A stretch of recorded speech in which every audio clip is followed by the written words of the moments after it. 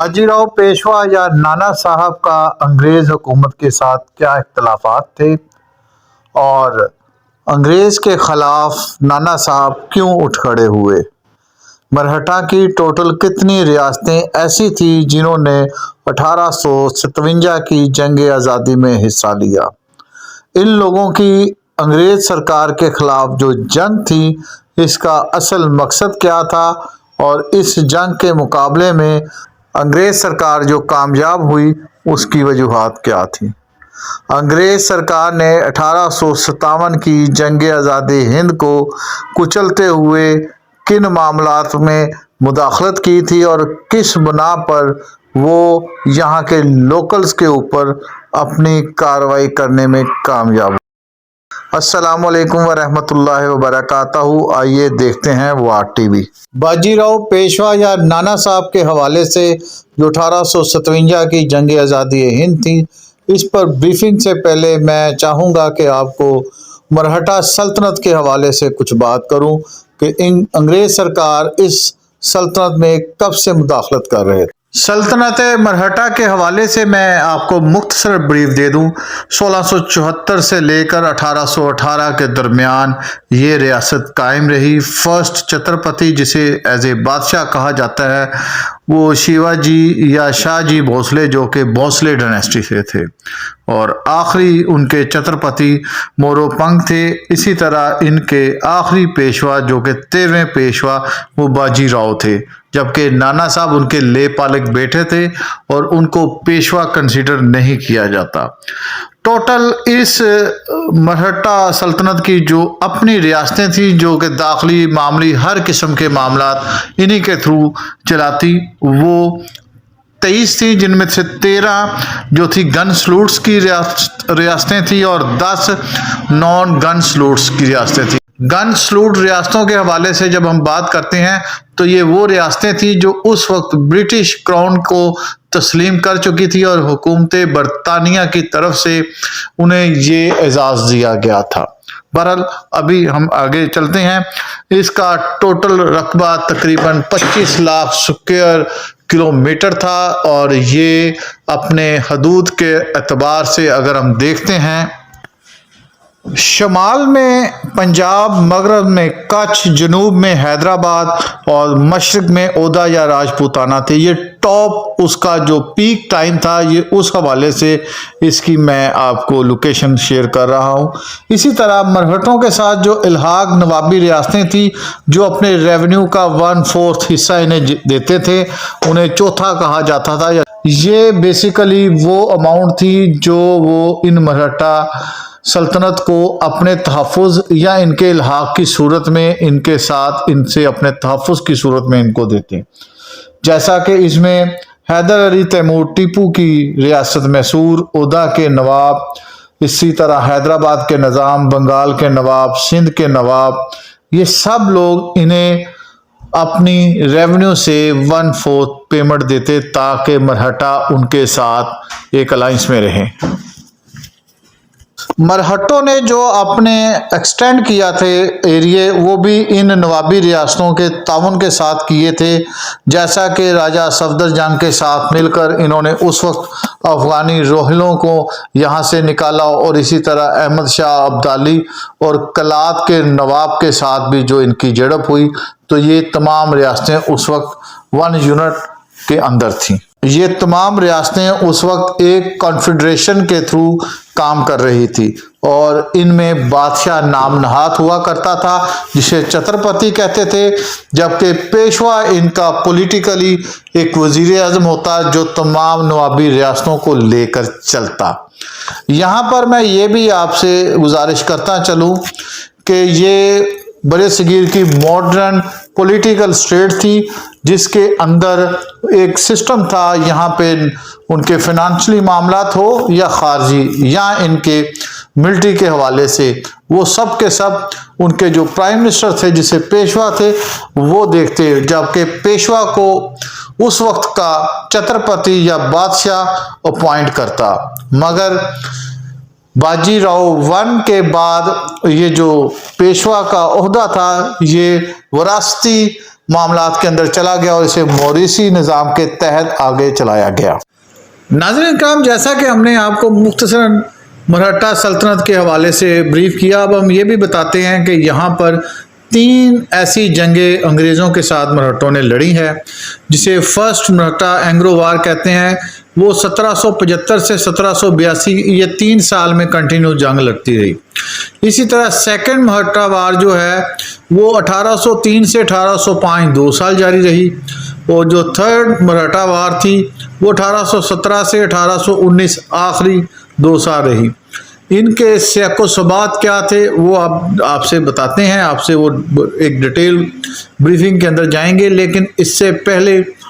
ہم یہ دیکھتے ہیں کہ باجی راؤ ٹو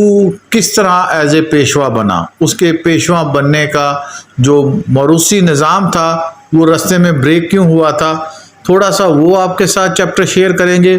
کیونکہ اسی سے ہماری جنگ آزادی کی تاریخ کے حوالے سے کچھ ایویڈنس ہیں جو آپ کے علم میں آئیں گے۔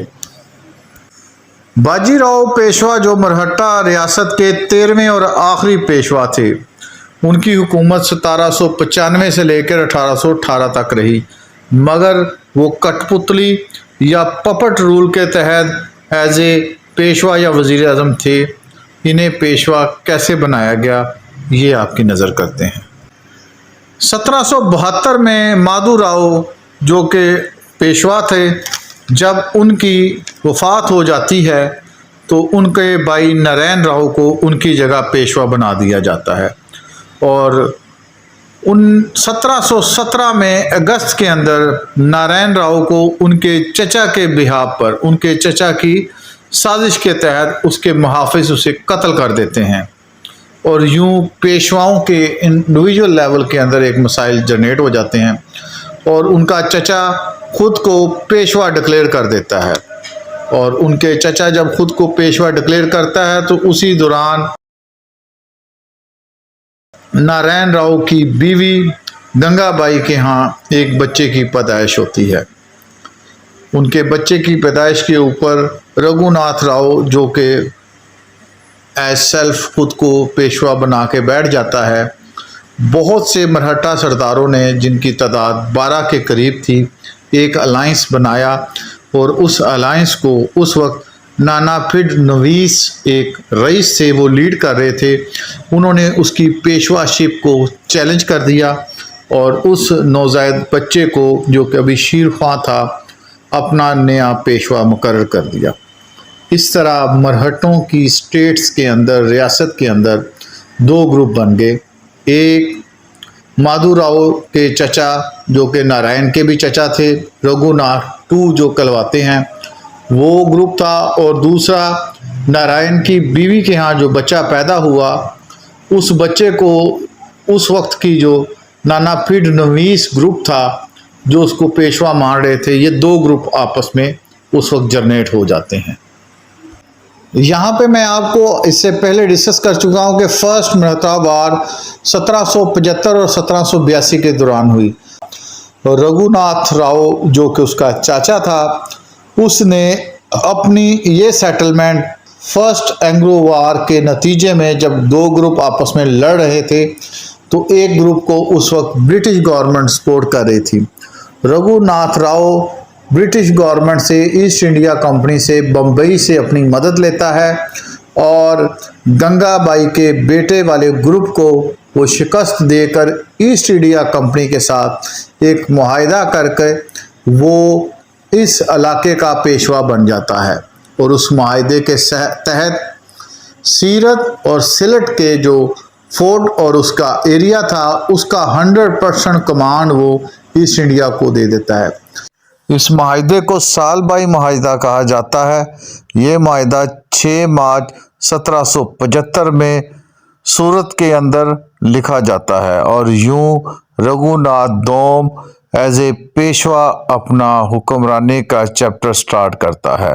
مگر دوسری طرف نانا پھڈ نویس نے جو کہ 12 مرہٹے سرداروں کی ایک طاقتور جماعت اس کے ساتھ تھی، اس کی پیشوا شپ کو چیلنج کرتا ہے اور مرہٹا اسٹیٹ کی عدالت کے اندر رگھوناتھ دوم کے اوپر مقدمہ چلا کر اس کو سزا دی جاتی ہے، مگر سزا پر عمل درآمد تو نہیں ہوتا۔ اسے ایز اے پیشوا معزول کر دیا جاتا ہے اور نارائن راؤ کے بیٹے مدھو راؤ کو ایز اے پیشوا کنسیڈر کر لیا جاتا ہے اور اس کی عمر اس وقت صرف 40 دن تھی۔ 20 سال کے عرصے کے دوران مرہٹا کی اسٹیٹ کا جو آخری سیکنڈ لاسٹ پیشوا تھا وہ مدھو راؤ تھا، اور وہ 21 سال کی کم عمر میں نانا فڈنویس کی سختیوں سے دل برداشتہ ہو کر خودکشی کر لیتا ہے، اور یوں اس کے بعد باجی راؤ دوم کو پیشوا چن لیا جاتا ہے، جو کہ برٹش گورنمنٹ کا منظور نظر ہوتا ہے۔ باجی راؤ رگھوناتھ دوم کا بیٹا ہوتا ہے اور برٹش گورنمنٹ اسے بیک اپ کرتی ہے۔ باجی راؤ ایک سازشی اور مکار پیشوا ہوتا ہے۔ یہ اس وقت کے مرہٹا اسٹیٹس کے جو نوابی ریاستیں ہوتی ہیں ان کو آپس میں لڑا دیتا ہے۔ فرینچ ایسٹ انڈیا کمپنی کے نمائندے نانا فڈنویس کے پاس آتے ہیں اور انہیں بتاتے ہیں کہ باجی راؤ کے پاس جو جنگ کے حوالے سے ایک معاہدہ ہے اس میں اسے 2500 افراد جو کہ ایسٹ انڈیا کمپنی برٹش دے رہی ہے، اور ساتھ میں نال و نفع یعنی کہ اس کے ریونیو کا حصہ ہم اس سے بہتر آپ کو دیں گے، آپ ہمارے ساتھ گٹھ جوڑ کر لیں۔ نانا Fadnavis French East India company کے ساتھ ابھی گفت و شنید اور کچھ مراحل طے کرنے کی صورت میں ہوتا ہے کہ باجی راؤ دوم اس وقت کی اسٹیٹس کے درمیان دوبارہ ایک جنگ شروع کروا دیتا ہے، اور یوں باجی راؤ دوم کو برٹش گورنمنٹ کا بیک اپ ہوتا ہے، اور اس طرح باجی راؤ دوم برٹش گورنمنٹ کے تحفظ میں فرار ہو جاتا ہے، اور اس آپس کی جنگ اور برٹش گورنمنٹ کے قبضے کے ایشو کے اندر ایک دوسرا معاہدہ لکھا جاتا ہے جو 1802 کو لکھا جاتا ہے۔ اس معاہدے کو اباسین معاہدہ کہا جاتا ہے، اور یہ 6 مارچ 1802 کو لکھا جاتا ہے۔ اس معاہدے کی روح سے اس وقت کے 5 نوابی ریاستوں کا اختیار انگریز گورنمنٹ اپنے کنٹرول میں لے لیتا ہے، اور یہاں کے ریونیو کو ان کے اس وقت کے نام نہاد راجاؤں کے درمیان شیئرنگ فارمولہ طے کر لیا جاتا ہے، اور باجی راؤ دوم کو بٹورا کی ریاست دے کر پینشن دے دی جاتی ہے، اور وہ اس جاگیر اور ریاست کا والی بن جاتا ہے۔ دوسری مرہٹا اینگرو وار 1802 کے اندر ہونے والے معاہدے کے بعد ختم ہو جاتی ہے، اور اب بات آتی ہے 1818 میں تیسری مرہٹا وار۔ اس مرہٹا وار کے اندر باجی راؤ دوم کا لے پالک بیٹا نانا صاحب حکومت برطانیہ کے خلاف ایک مہم جوئی شروع کرتا ہے، جس کا مقصد خالصتاً یہ ہوتا ہے کہ لارڈ ڈلہوزی کی اس وقت کی ڈاکٹرین کے مطابق کوئی بھی نوابی ریاست کا وارث لے پالک بیٹا نہیں ہو سکتا، اور اس ریاست کے تمام اختیارات ایسٹ انڈیا کمپنی لے لے گی، اور یوں نانا صاحب اور جیسا کہ اس سے پہلے جھانسی کی ریاست کے حوالے سے لے پالک ایشو تھا، یہ سیم ایک ہی وقت میں تھا 1857 میں، تو یہ تمام مل کر اس جنگ کا حصہ بنتے ہیں اور انگریز کے خلاف لڑتے ہیں۔ لیکن اس سے پہلے آپ دیکھ چکے ہیں کہ برصغیر پاک و ہند میں برٹش گورنمنٹ نے جو اپنی سب سے پہلی فیکٹری تھی وہ سورت کے اندر لگائی تھی، اور یہ مرہٹوں کا علاقہ تھا، اور مرہٹا کی 23 ریاستوں میں سے 13 ایسی ریاستیں تھیں جو برٹش کراؤن کے بہت قریب محسوس کی جاتی تھی، سمجھی جاتی تھی۔ انہیں گن سلوٹس کے عہدے دیے گئے تھے جو کہ 21 توپوں سے لے کر 11 توپوں کی سلامی تک کے تھے۔